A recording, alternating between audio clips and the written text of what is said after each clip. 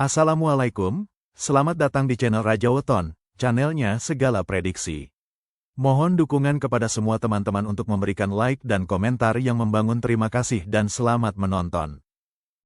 Kali ini kita akan membahas tentang berita viral 24 negara yang dipastikan lolos Unity Global Cup Piala Dunia buatan Rusia dan China. Ada perwakilan dari negara ASEAN loh. Simak penjelasan lengkapnya dan mari berdiskusi di kolom komentar. Pernah kebayang nggak ada Piala Dunia yang isinya beda banget dari yang biasa kita tonton? Nah, hari ini kita bakal ngebahas sebuah ide yang bisa jadi game changer di dunia sepak bola internasional. Namanya Global Unity Cup. Coba dibayangin, Piala Dunia tapi tanpa tim-tim jagoan kayak Brasil, Jerman, atau Argentina. Kira-kira siapa ya yang bakal main? Nah, pertanyaan ini ternyata bukan cuma hayalan loh, karena ada sebuah rencana besar yang lagi digodok. Oke, jadi apa sih sebenarnya turnamen baru yang lagi heboh dibicarakan ini? Ini bukan kompetisi biasa-biasa aja ya. Ini tuh semacam panggung tandingan yang potensinya bisa mengubah segalanya. Namanya Global Unity Cup atau disingkat GUC. Gampangnya gini, ini tuh turnamen tandingan yang sengaja dibuat untuk nyaingin Piala Dunia FIFA 2026.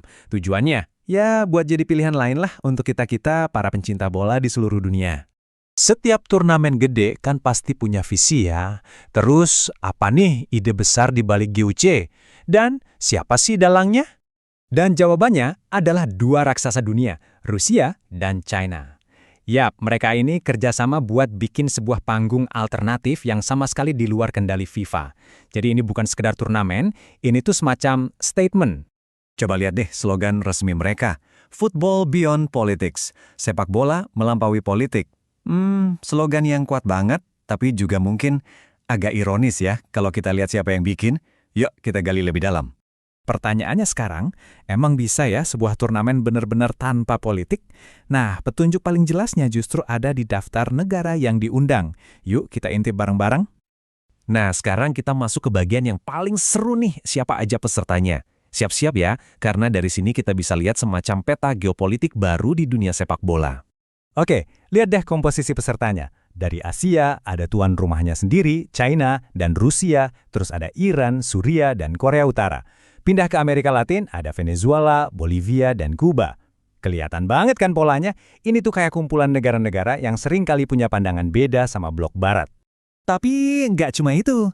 Mereka juga ngasih undangan khusus buat negara kayak India, Thailand, Vietnam, sama Uzbekistan. Ini langkah yang pinter banget sih buat narik negara-negara yang basis fans bolanya gede banget. Oke, dengan daftar peserta yang unik kayak gini, terus format kompetisinya gimana? Yuk kita bedah aturannya. Kalau soal format, mereka kayaknya nggak mau ambil pusing. Strukturnya mirip banget sama yang udah kita kenal di Piala Dunia atau Euro. Jadi ada babak grup, terus lanjut ke sistem gugur, sampai akhirnya ke partai final. Jadi, hitung-hitungannya gini. Ada 24 tim dibagi jadi 6 grup. Nah, juara sama runner-up dari tiap grup, berarti kan ada 12 tim tuh. Itu otomatis lolos ke babak selanjutnya. Terus kan masih sisa 4 slot lagi tuh. Nah, itu bakal diisi sama 4 tim peringkat 3 terbaik dari semua grup. Jadi totalnya pas, ada 16 tim yang bakal adu kuat di babak gugur. Sistem yang udah familiar banget lah ya buat yang suka nonton bola. Jadi catat ya, angka kuncinya 16 tim yang lanjut ke babak gugur. Soal tuan rumah, ini juga nggak main-main loh. Turnamennya bakal diadain di 2 negara sekaligus ngikutin tren zaman sekarang. Pertandingannya bakal digelar di kota-kota ikonik Rusia kayak Moskow, terus di kota-kota besar Cina kayak Beijing dan Shanghai. Ini nunjukin banget seberapa ambisius proyek ini.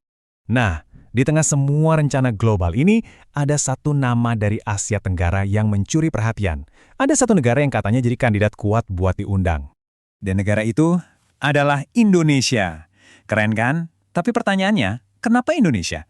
Di antara sekian banyak negara Asia Tenggara, apa sih yang bikin kita jadi calon yang kuat banget? Kata para analis, ada 4 alasan utama. Pertama, jelas banget, basis fans kita itu gila-gilaan, terbesar di Asia Tenggara. Kedua, liga domestik kita makin berkembang. Ketiga, infrastruktur stadion kita juga makin bagus. Dan yang terakhir, performa timnas kita lagi naik daun. Nah, kombinasi inilah yang bikin penyelenggara tertarik. Intinya sih, kalau Indonesia beneran diundang, ini bisa jadi kesempatan emas. Sebuah panggung yang langka banget buat nguji kekuatan timnas kita lawan tim-tim dari benua lain yang jarang banget kita lawan. Oke, setelah kita lihat semua detailnya, mulai dari siapa yang ngadain, siapa pesertanya, sampai formatnya, kita perlu mundur dikit nih dan mikir, sebenarnya apa sih tujuan besar di balik ini semua? Jadi, yuk kita rangkum ya. Intinya, kita punya turnamen tandingan Piala Dunia yang digagas Rusia dan China. Slogannya keren, Football Beyond Politics.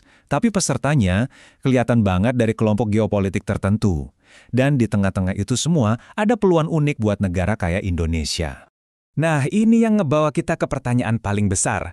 Dengan slogan sepak bola melampaui politik, tapi daftar pesertanya kelihatan sangat politis, apakah turnamen ini beneran akan jadi jembatan pemersatu? Atau jangan-jangan ini cuma jadi cerminan perpecahan dunia yang udah ada, tapi sekarang dibawa ke lapangan bola? Sebuah pertanyaan yang menarik banget